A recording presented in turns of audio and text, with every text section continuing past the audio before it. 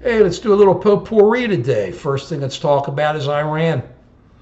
You know how we feel about Iran. You know how we felt about the Iran nuclear deal. It wasn't the nuclear weapon that was a problem. It was the problem giving Iran all the money so they could restock and get their weapons together and rebuild so they could take those next steps to try to take over the Middle East, to dominate the Middle East along with their friends Hezbollah and Hamas. And then we sit there now, and that's exactly what's going on. Is the Iranians a couple months ago shot some missiles over or very close to American ships, and then the other day started shooting more missiles out, testing missiles. Why are they doing this? Hey, President Obama, where are you?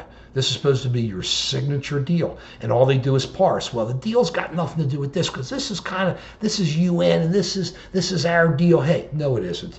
The Iranians don't care. They're on a mission. Their mission is to control. Their mission is to dominate. And unfortunately, we're the ones in the middle of this because when we are not there backing up our friends and allies, then the other side, our adversaries, take all the steps they need to try to take control of the situation. Don't misunderstand. There's no need to send in troops. There's no need to do anything like that. But what has happened is the Obama administration, you know how we believe their foreign policy has been an abomination, an absolute abomination. And I love the president. I think he had the best intentions, but it's a total abomination by making deal after deal after deal. They're horrible deals. Sounds like he's the Trump administration, but hopefully if Trump administration becomes president and Donald Trump becomes president, his administration will make better deals. This is horrible. Iran is just moving forward, shooting missiles over our ships and just shooting missiles in the air. What are we doing? Moan and groan, and then it disappears. Cuba is the same way. The difference is we agreed with the Cuban deal. How can you not open up to a little island right off our country? They're okay. They're good people there. They need money. They should be our friends. They're right over there. But they got a dictatorship. The Castros are dictators. So our deal was, hey, we'll come on down, we'll work with you, but open up a bit. So what happens? The Pope goes down there. We make a deal with them, but then the Pope shows up and they beat all the protesters. So there's no protesters. And what does the Pope do? Nothing. The Pope does a lot of talking sometimes. I think the Pope is great and has big heart, great intentions, but where was he then? Nowhere. And now our president wants to go down to Cuba and take in a ball game. Hey. Well, you want to take in a ball game, Mr. President, go to Nats Stadium and watch the Nats. Or if you want to watch an American League game, come over to Baltimore and watch the Orioles. But if you want to watch a game and help people and influence bringing down the dictatorship of Castro, because that's what it is. Call it the Castros. It's the dictators, King Castro. It's all of them. It's the two of them. It's one. It's no different than the dynasty in England years ago. Centuries ago. Though it's still there, they're just nice people now. Or generally nice people. They seem like nice people, the king and the queen, the prince and everybody. But the queen and her husband and the prince and all the others.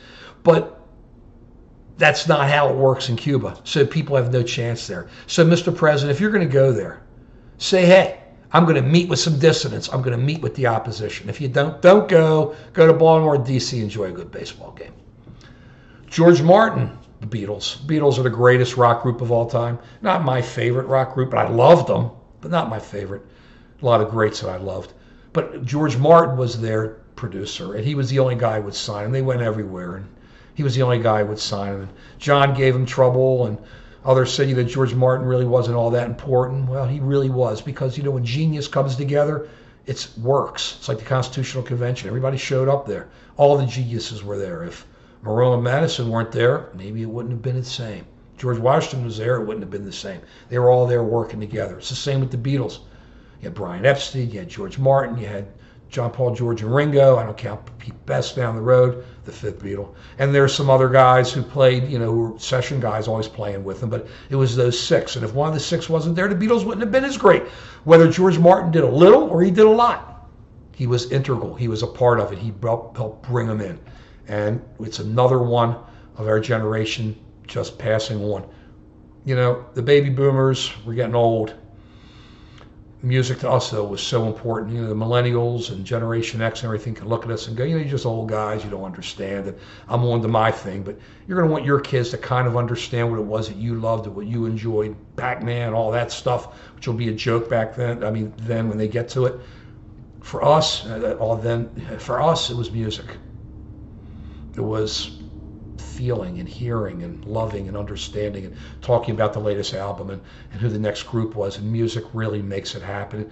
MOR is okay, and the music there is great now. And Beyonce's great and all is great, but it doesn't speak to people. They try every now and then with some music, but it doesn't speak to a generation. It doesn't own the generation that the rock generation did, the 60s and early 70s, and then music just controlled everybody as it went all the way through. I mean, control was just, it was there, you sang, everybody knew the lyrics, everybody talked, and it just happened. Not everybody, but most people. And that's really where it was. That was the zeitgeist, that was the culture, and it's moving on. And with George Martin moving on, it's just, all we have left is Ringo and Paul, and a couple other the old dudes. But George Martin, R.I.P. Listen to some Beatles music today. Listen to some British Invasion. Let's listen to some rock. Love the music. Listen, feel, love. Peace.